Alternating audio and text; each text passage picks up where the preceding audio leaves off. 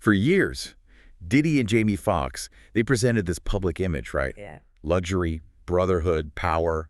You'd see them laughing at parties. Yeah, total projection of success. But then you dig into the court testimony, and, wow, it paints a starkly different picture. It sent shockwaves through Hollywood. Absolutely. So we're digging into this intense account from federal court. We're drawing from courtroom notes, eyewitness descriptions. And it's really quite something. This isn't just about two famous guys. It's about power, secrets, what happens behind closed doors when influence is everything. Right. That's the currency. So our mission here in this deep dive is to really unpack Jamie Foxx's testimony and, explore what it suggests about this world built on leverage. Okay, let's get into it. The court notes, they describe Jamie Foxx taking the stand, visibly trembling. His voice, people there said it was cracking. Really? That emotional from the start? Oh, yeah. He apparently broke down sobbing pretty early on, recounting this specific night inside Sean Diddy Combs' mansion. And how did he explain even being there? What was the initial connection like? Well, he framed it like wanting to be part of the circle, you know? He saw Diddy's house as more than just a house. A palace of influence, I think were his words. A palace of influence? Yeah, like where the deals happen, where the energy is. So he accepted an invitation to spend the night. This was after an evening, apparently heavy drinking, luxury lounging, the usual scene, perhaps. Okay, so he accepts, he's inside the mansion.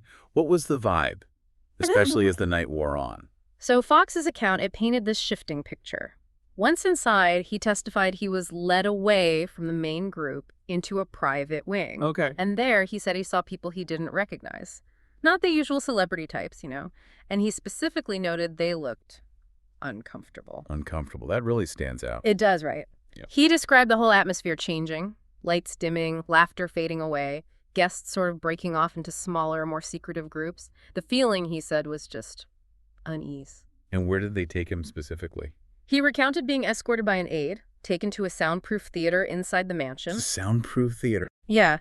He said he was confused, had no idea what was going on, but the words he was told were, well, pretty chilling. This is where we bond. This is where we bond. Wow, okay. And what happened in that theater? Because his testimony there, that seems like the core moment, the thing that really stuck with him. It absolutely was. Jamie Foxx testified that what he saw in there left him mentally wrecked for years. Wrecked. His words. He described it as unlike anything he'd ever seen. Said he wasn't even sure if it was real or staged, but he knew his stomach just dropped instantly. And he wanted to leave. Desperately. But the doors, he said, were locked. Locked. And he was told he had to watch. Yes. Yeah. He testified he was told to watch. And he heard this phrase repeated, everyone who's somebody has been through this. Everyone who's somebody. Jeez. His own words were stark. I never asked to see that, and I've spent every day since trying to forget it. The courtroom notes actually describe chills running through the room at this point. The judge had to call a recess so he could compose himself. I can only imagine the weight of that. So he comes back to the stand, still visibly affected. Descriptions say red eyes, shaking hands. Yeah. He then talked about trying to leave right after this viewing. Right. He was handed a glass of something, told it would help him calm down, but he testified he didn't drink it, just said, I need to go. And Diddy's reaction in that moment. Foxx recalled Diddy looking at him coldly, described the look as, like, he knew what I saw but didn't care, like it was part of the plan. That detail, it really speaks volumes about the potential intent. So the encounter itself is horrifying, clearly, but the impact didn't just stop when he walked out of the mansion that night. No, not at all. His testimony indicates that was just the beginning of the pressure. In the days after, Foxx said calls started coming in. Calls, like threats. He didn't quite characterize them as direct threats, more like reminders to keep quiet, reminders to stay close, Subtle pressure. Exactly. And then came the offer. The offer. Yeah, a 7-figure deal. He bluntly called it an NDA wrapped in a check. And he refused it. Testified he refused it, flat out. And that's when things really shifted for his career, according to him. That's what he said. That's when the pushback started. He described this slow decline in major offers over the next few years, unexplained delays in funding for projects he was attached to. Being ghosted, he said, by producers. He literally called it a freeze-out. Quiet, but totally undeniable. And he stated he knew exactly why it was happening. Wow. He also talked about watching other careers just seemingly disappear People who maybe asked questions, he said they just vanished from the conversation. His words were not dead, just erased. Erased. Yeah. That's chilling. It sounds like he felt he wasn't the only one going through something like this. Did he mention others? He did. He stated other celebrities had actually confided in him over the years, people with similar experiences, but just too afraid to speak out. Understandable. Yeah. His words in court were really powerful here. He said, "You think I'm the only one. You think I'm brave. I'm not. I'm just tired." It's tired. Wow. He even named some people he believed were at similar gatherings, didn't he? Yes. The notes mention he named 3 other well-known entertainers. Ugh. Said they were at the mansion during similar parties. Their names were redacted, of course. Right. But the descriptions provided, they suggest a Grammy-winning rapper, a beloved late-night host, and an actress known for her activism. So big names potentially involved or witnessing things. Potentially. And he closed that part of his testimony with this really poignant line. "We wear smiles, suits, sunglasses, but behind it, a lot of us are broken. Some things you can't unsee." Some things you can't unsee. That line, it really suggests that theater incident, as awful as it was maybe just one piece of a much bigger, more calculated system. Did his testimony get into that? It absolutely did. Yeah. And this is where, honestly, it gets even more disturbing. He described what he learned after that night as being far more calculated, more terrifying than just that one encounter. How so? He started talking about systematic control, leverage, and crucially, blackmail being at the core of this whole operation. Blackmail. Okay. And he mentioned an archive. A hidden archive, yes. He called it a vault of digital recordings, said it was stored on a private encrypted server. Did he see it himself? He said he hadn't seen the actual room, the vault itself, but he testified that several insiders confirmed it existed. He named a former house manager, 2 security guards, adding that, they've all since disappeared. Disappeared, like vanished. That was his claim. Gone. And these insiders, they apparently described it to him as a surveillance nerve center. Monitors, secured hard drives, locked cabinets. A whole operation. Exactly. And the message he got was crystal clear. They kept everything. Everything. What kind of everything? Not just like party highlights. Oh, no, definitely not. He testified it wasn't just innocent stuff. They filmed things they knew nobody wanted public. Filmed without consent, he stressed. Using hidden cameras. Where? Bedrooms, hallways, bathrooms. Everywhere. His chilling emphasis was, someone was always recording. So this collection, it wasn't just for watching, it was a tool. Precisely. He stated flat out this wasn't some weird hobby. It was a currency of secrets. Currency of secrets. Footage of celebrities, politicians, executives, athletes, a whole range of powerful people. He spoke about many of them having absolutely no idea they'd been filmed in these compromising positions. And compromising how? Some intoxicated, others engaged in behavior he described as disturbing or even non-consensual. And the purpose of collecting all this? It wasn't just about watching, according to his testimony. It was about owning people. These recordings acted as insurance policies, basically, ensuring no one ever turned against them. Owning people. That takes influence to a terrifying new level. Yeah. Control through documented vulnerability. Did he have any personal experience with this archive being used against him? He did. He recounted this really chilling moment.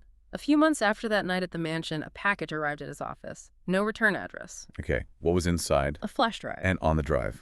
A distorted, grainy video. It was footage from the theater room from that night. It showed his face, his reactions, all caught on hidden cameras, no audio. Just images of him reacting. Yeah. And the message. He testified the very final frame was just a black screen with 2 words. Just remember. Just remember. Wow. He said he stared at it for over an hour, didn't sleep that night, understood it immediately. It was a warning. We see you. We own your silence. Unbelievable. He stated that after getting that flash drive, he kept his mouth shut. Said every time he saw headlines about someone being accused of something or suddenly backing away from the industry, he couldn't help but wonder, were they filmed too? It's a system built on documented fear, essentially.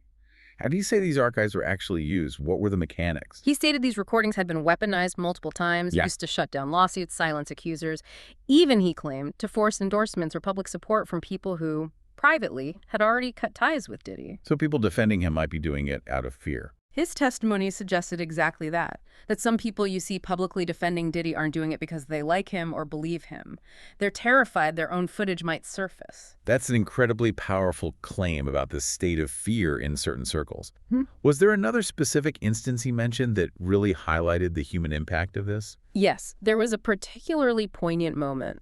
Foxx spoke about a late-night phone call he got. It was from a well-known actress, someone he described as, like, America's sweetheart. She had also stayed at the mansion. Okay, what happened on the call? He stated she was crying, completely distraught. She had just received a video of herself. Passed out, he said, with someone hovering over her, someone she didn't recognize. Oh my God. He described her just panicking, unsure if it had gone further than what the video showed, terrified no one would ever believe her if she spoke out. Foxx testified with visible emotion that he didn't know what to tell her. What could he say? Hearing that's the devastating human cost of this alleged system right there. Absolutely. And the judge reportedly had to call another pause after this part, concerned about the emotional toll it was taking on Foxx. I can imagine. And right before that break, Foxx made this chilling statement. It really seemed to shift the whole mood in the courtroom. He said, they don't just collect secrets, they manufacture silence, they build a cage made of your worst moments, and then they hold the key. Manufacture silence. Yeah. Eyewitnesses described the atmosphere changing completely then. People seeing this not just as one man's story, but potentially a sprawling system, built on manipulation, fear, control. An empire, some called it, built on leverage that could just shatter lives. So coming back from that second break, Foxx was still shaken, but maybe more resolute after getting that off his chest. Yes, the notes say he returned visibly shaken, but yeah, more resolute. And what he described next was the direct intimidation he faced, personally. Okay. Weeks after getting that flash drive, that warning, he recounted being outside a restaurant in L.A. Two men approached him. Just walked up to him. Yep. And one of them hands him a phone, says he wants to talk. And he was Diddy. That's what he testified. Diddy on the line. Reportedly calm, collected. Foxx stated Diddy didn't threaten him directly, not in explicit terms, but the words were undeniably loaded. What do you say? Things like, I hope you're not planning on saying anything you'll regret, my man. Adding, that's the kind of thing that can mess up legacies. You're a legend. Jamie, don't lose that over something that isn't your business. The implication being, watch yourself. Foxx testified it wasn't just the words, it was the chilling implication that hit him. That Diddy had eyes on him, could reach him anywhere, anytime. So what did he do? He stated that after that call, he started constantly looking over his shoulder, changed his phone numbers, canceled appearances, started using private security. He was genuinely scared. And he felt this connected to career stuff, too. Beyond the freeze-out. He believed it was absolutely no coincidence that shortly after that phone call, a story popped up in some gossip outlet, implying he was involved in some scandal he insisted was totally fabricated. Ugh, the classic smear campaign tactic. He characterized it in court as a warning shot, said it felt like Diddy telling him, we can build a lie around you just as fast as we can destroy you with the truth. That is a horrifying level of potential control. Did he talk more about the mechanics? The surveillance itself? Yes, he explained that Diddy's world, as he experienced it, wasn't just about the glitz and glamour. It was fundamentally about surveillance, silence, and power. Oh, so? He described how guests at these parties, they were often asked, or basically required, to hand over their phones, supposedly for privacy during the event. Standard practice at some high-profile events, maybe? Maybe. But after his experience, Foxx believed those phones were being cloned. Cloned, like copying all the data. That's what he claimed insiders told him later. Messages, contacts, even voicemails, copied and archived. His testimony really drove this point home. People think the danger was in what they did at those parties, but the real danger was in what they took from you, your data, your voice, your fear. Your digital life, essentially weaponized. The sources also mentioned aggressive NDAs. They did. Evidence was presented of these really aggressive non-disclosure agreements, signed by dozens of high-profile guests at Diddy's estates. Some apparently had strict warnings against even expressing negative experiences publicly. And Foxx was asked to sign one. Confirmed he was asked, yes. And he refused. He stated very definitively that refusal was the moment everything changed for him. That's when the freeze-out really kicked in. Exactly. He described brand endorsements suddenly falling through, a film project getting dropped, no real explanation, studios just stopped returning his calls. He said, it was like I became radioactive overnight. testifying he wasn't blacklisted for doing something wrong, but simply for not playing along. That's a key insight, right? Compliance wasn't optional. Wow. He also described the physical layout of the mansion in a way that reinforced this whole surveillance and control theme, didn't he? Yes, he got deeper into what he called the mechanics of the mansion itself, described specific rooms that apparently weren't on any official blueprints. Secret rooms. Sort of. He recounted being led through what looked like a solid hallway behind a bookcase, and it opened into a surveillance control room, staffed by two quiet men, just working in there. And he saw this. They showed it to him. He interpreted it immediately as an intimidation tactic, to show him the scale of it. Showed me they were watching everything. That's what he believed. He testified one of the men actually showed him a monitor, live feeds from all over the house, bedrooms, spas, lounges. He said, they wanted me to know that they had everything. Did he ask who had access? He did, and he was told simply, only him, referring to Diddy. So even his own bedroom, where he was staying, it felt like part of the surveillance state. Completely. He described his bedroom being down a separate hallway, away from other guests, opulent, sure, but cold, no windows, and cameras clearly visible. His words really capture it. I didn't feel like a guest, I felt like a suspect in an interrogation room. And that ritualistic gathering you mentioned earlier, he saw more of that. Yeah. He described not being able to sleep. Around 2 a.m., hearing faint music, laughter, he stepped out of his room and saw this procession, individuals in robes walking towards the theater room again. Robes? Yeah. What he described as a ritualistic gathering. He said guests were being handed drinks, some were blindfolded, some were being filmed, and Diddy was apparently orchestrating the whole thing. Who else was there besides the guests? This is what really disturbed him, he testified, the presence of what he called handlers.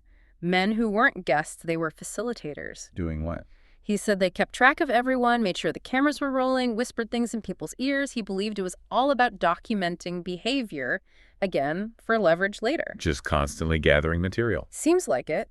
And then the moment he returned to his room after seeing this, What happened? he found the door slightly ajar. He hadn't left it that way. Nothing inside was touched except one thing. On the nightstand, there was a photo of him and Diddy from years earlier. Yeah. And on the back, handwritten, was just one word. Brotherhood. Brotherhood. Wow. Like a reminder of the supposed bond. Or a reminder of what was expected, maybe. A very clear, unsettling message. He also described another really unsettling incident later that night. There's more. Yeah, what he called the blackout incident. He described how, around 2 a.m. again, the entire estate just plunged into sudden darkness. Music stopped cold. Hallway lights blinked erratically.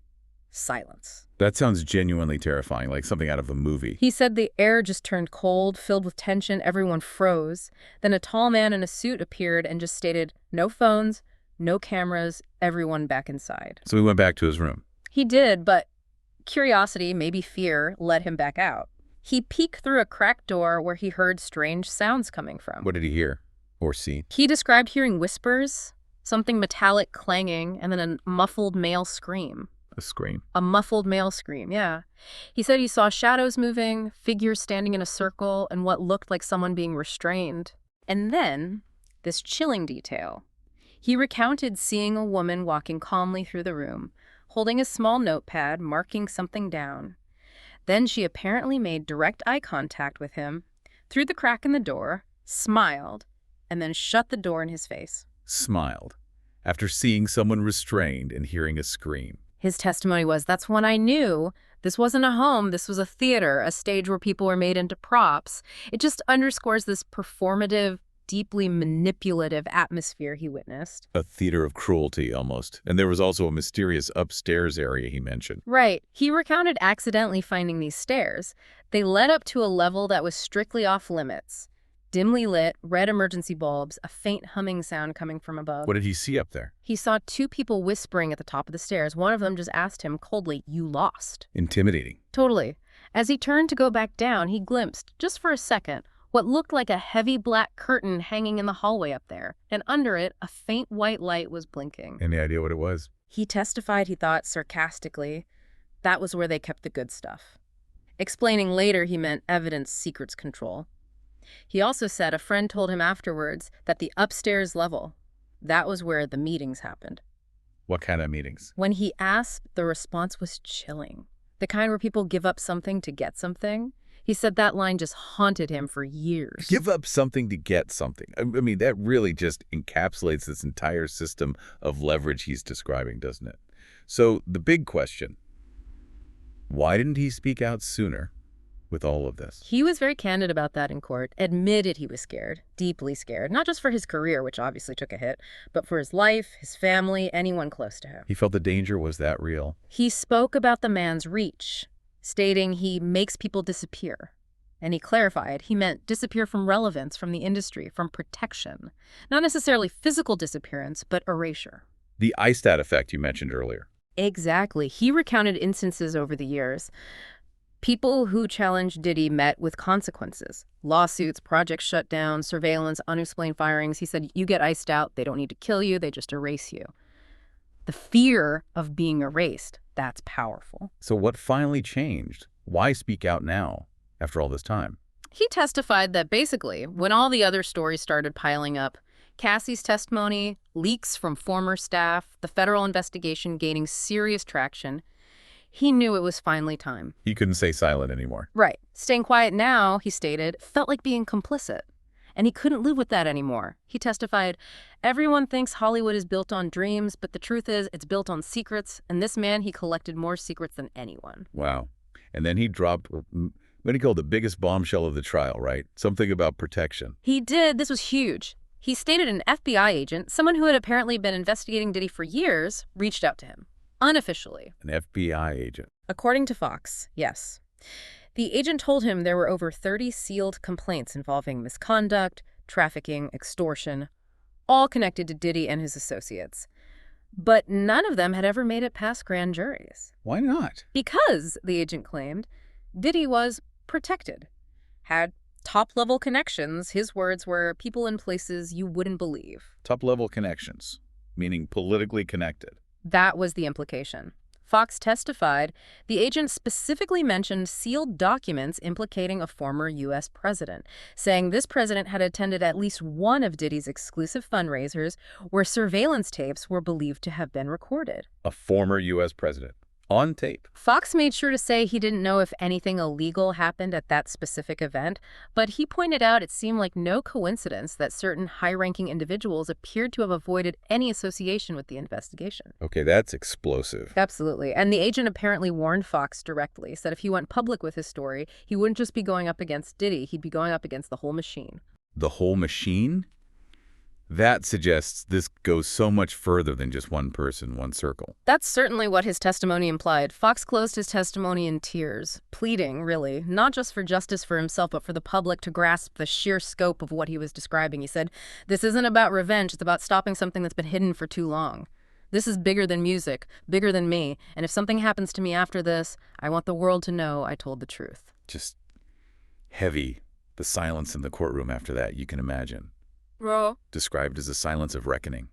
A moment where this glittering celebrity world just cracked wide open for everyone to see. Yeah.